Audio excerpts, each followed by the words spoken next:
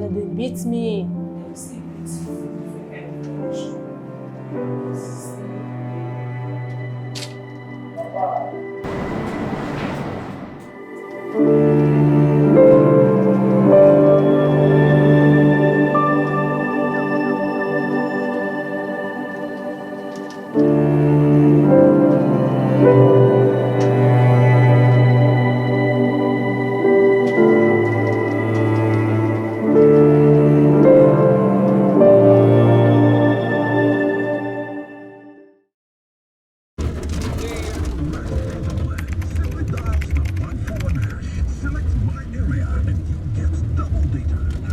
That's it.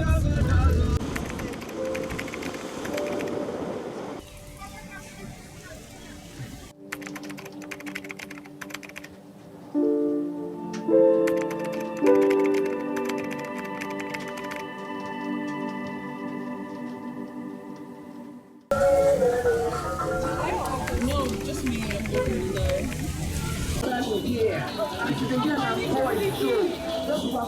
Look at the frown now. Look at those squeezing his face.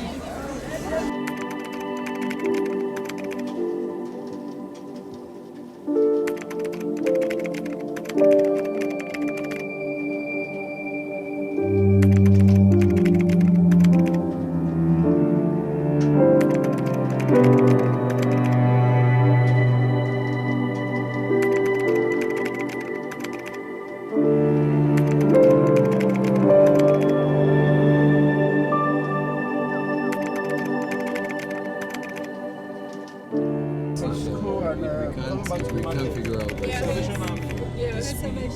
should actually just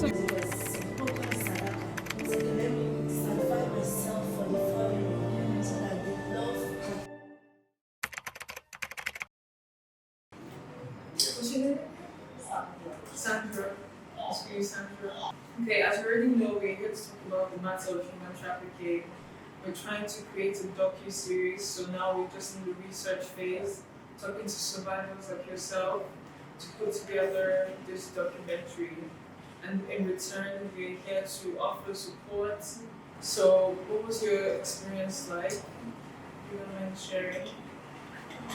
My experience over there was not that too difficult. So, I went there through a sponsor. So, according to you, she never told me that I was going to prostitute. So, she said there is other work to do. So, when I go, because normally I don't have parents. So, I would tell her that I don't have parents. So, she said she can help. As far that I will make me to care. So, when I got there, she changed everything. I mean, I don't have any interest. Did the woman also have other girls? Before me, she had 2 girls. So according to the story I heard that when the 2 girls were almost done paying her, so she deported them herself. So she don't want them to be boss. So she deported them. So when I had that story, I have to find a way for myself. So I run out. She later cashed me with her boyfriends and her friends with me work. Took me to a place and I started working. I met a friend of mine. The girl, so she was her friend. The one that she said to watch over you. And she was my family friend here. So I explained everything to her. That so she helped me. So she helped me a lot too. So through there, I went home with her. I didn't go back to Nigeria. Then she tried to communicate with me, catch me. So I traveled from Moscow to St. Petersburg. That's how I understand my writing, police told me to Nigeria. Besides that, the work said, you will still go there meet plenty men instead of one. They will still beat you, do different kind of rubbish. They will come back, start tell her that the work they are going to is not good. So instead of her to even tell you something, say dress up there is another work. So it was very, it's not good. So I was not very comfortable with me. Why did you want to travel in the first place? What motivated you? At the first time, I never knew that I was going to get prostitute. So I lost my mom the year 2000 yes, 2016 March. Oh. Wow. So, and I was living with my stepdad and my stepsister. My stepsister is not very nice. So, and I have a younger brother, just one, which is in class. And there is no money. Everything was rough. I have nowhere to go. That things was very complicated too. Until I met a friend who said, they said, in the connection to carry person travel, and me, I will fit the position. Then called the madam, and she just to find you. Now this kind of person they sell market. Not so which one be market. She say now this kind of person they put the plug. So okay, no problem, I'm here. So she started doing my passports, doing everything. So when I got there, the condition changed. What do you regret most about making the decision to travel? I regret then I have nothing going on. I was still with David then. I traveled when I was 15 to 16. So I have no backup, no work, nothing. I wish I have something like especially like I do work, like what we all do stuff. And I don't think I will depend on myself that for me to do my field. So and then I was still learning fashion design. So sometimes I would do. So I just regret that maybe I was very patient then. I still years for me I was in my home. It was because there was no care from anywhere. Where I'm staying is not encouraging. And the starving is too much. And I have younger brother who cannot. So what do you do now? I'm not a makeup artist at the same time. I do make hair. Very nice. So now, what are your personal goals and aspirations? What do you want for yourself at this point in your life? At this point in my life, now I'm 9 younger. So I just need to work hard to get my money, not to repeat what I've passed. So I don't want to depend on anybody. I just want to work hard at least to establish my business. So I'm very happy now that I don't have to work everywhere. I'm now boss of my own. So I'm very proud of that. Thank you. Thank you very much, Sandra.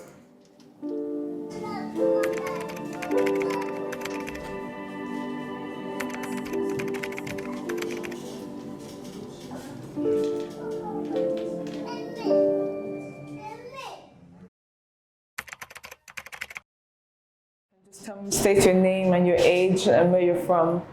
Okay. My name is Mercy Shemi. I'm from Delta State, but I stay in Benin. Yeah. So I'm 27 years now. Walk me through your journey. When did you leave Nigeria? What made you want to Okay. leave? Then when I was, we were like, let me just put it this way. We were 9 in number. My mother gave birth to 9 of us. 9 children. 9 children. Then I'm the eldest. So due to the way things were going, my family, they were in Delta State. So I came to Benin, like to make a life, to sustain because my siblings, they are very small. So I came here to look for a way to still assist her and all that. So due to that, I dropped out of school. I was not being able to go to school again. When did you drop out and what age? I was 17 years old then. I came here with my auntie is here in Benin. I was working with there's this they do bring goods from Italy, drinks and all that. I do sell with them. I met with somebody. He said we want to travel to Libya. That since you are working, you have handwork. I do make hair. He said so. With that, I will make it there. That I should follow. I should come. Let's go. How many were you people on this trip? Oh, we are many anyway. We are very many. We pass Agadez. From Agadez, we get to Tripoli. So from Libya. there to Libya. In Libya, We were in one underground. They bust the place, the camp that they put us. So they came to bust it. Those Arabic boys, Arabic people, they bust the place. So they now arrested. They don't put us in one prison. Some Nigeria boys too. We went around to one place, me and some girls, because we don't know where to go. We don't even know anywhere. The next thing, a lady came to pick us. When they carry us, they say when we get there, we will know. So where this place come be now? When I don't reach, now still dey Libya. It's one place like it's Libya too, but it's Gadron. Also, can't start now. They were using us for different. If we still work, they'll say, "Oh, different men like that." Even in the money sef, they know they give us. They don't already pay already before the man will even do what he want to do. Before we know, like the money with the woman they expect, I mean, it don't pass. That woman now sold us again to another person. They sell us from there, give another person. Then from there, we can see the also if I hear my body hear my body I they cry. They call my mom. No. You sick for road, you get belly, you do No, abortion. I sick infection.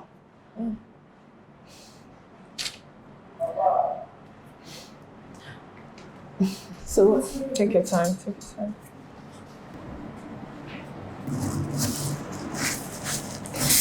So that is the story. So I was so lean. As they bust and they can't arrest us again, carry us go prison again. Tranque now they call that one. They say na tranque. They say someone will make call, will call anybody, make they pay. If they not pay, we will die for there. I can't get to call my mom for Nigeria. I say, Mommy, see. So my mother say, hey, make mom for see money. How much you tell her make you pay? 100 and something dinars, 700,000 or so. My mother called, they say, where you want for see? My mother come, they come to say, I will sit there. Say until they don't reach for them to release me. So all the while I can't there, they beat me, do different things. Different men go see they sleep with me inside there like that. As this thing be, so me no go again. I call they talk to some guys, say, "Mo try, mo find mistake, go back to Nigeria now. Cannot fit go die for here. They'll go control. They'll see they give them money and all that." We dey some girls come dey argue, they come dey fight, they come dey do small time. Now they come be like say awareness. Now they come take come. As they just take come, they come catch all of us when they dey there. They come carry us go prison again. From that prison now where we dey, and then they come deport us. Reach Nigeria. Come see they start life again. And I get handwork before from if they say connect me to work, I'll still go. They do have now. I dey do makeup. I dey make hair. So my friends, I get some friends say they'll still connect me. I'll still go there. You get anything else when you want talk, when you want tell the general public, any advice when you want give before you go? Me, ask me this. So I see anybody when say want enter Libya, ask me this. So my advice is, my sister, if you value your life, not go.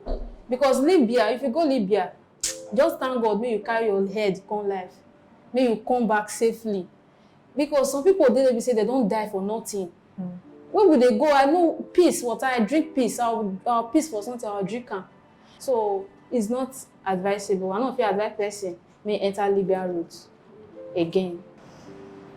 Thank you for talking to us. Thank you, Mama. No, thank you. Thank you.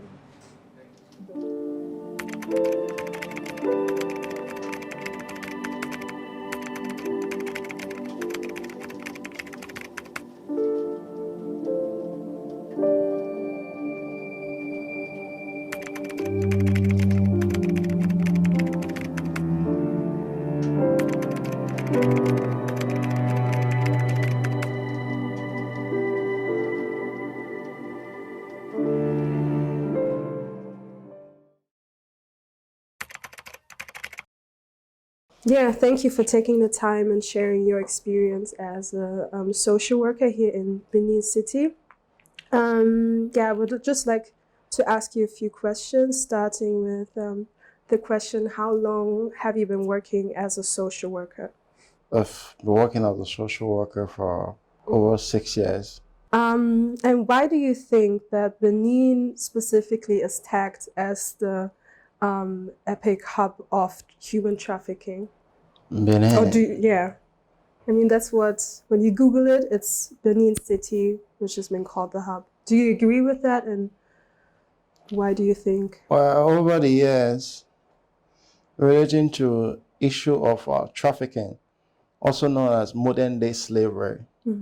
It's been in existence for quite some time, but with the level of this our present administration, talking about the present governor, Godwin Obaseki, setting up the task force, we'll be able to go into those endemic areas in communities, sensitizing the people, trying them understand the dangers that's inherent in human trafficking. So over the years, in this over 6 years now, I think the trend has actually reduced.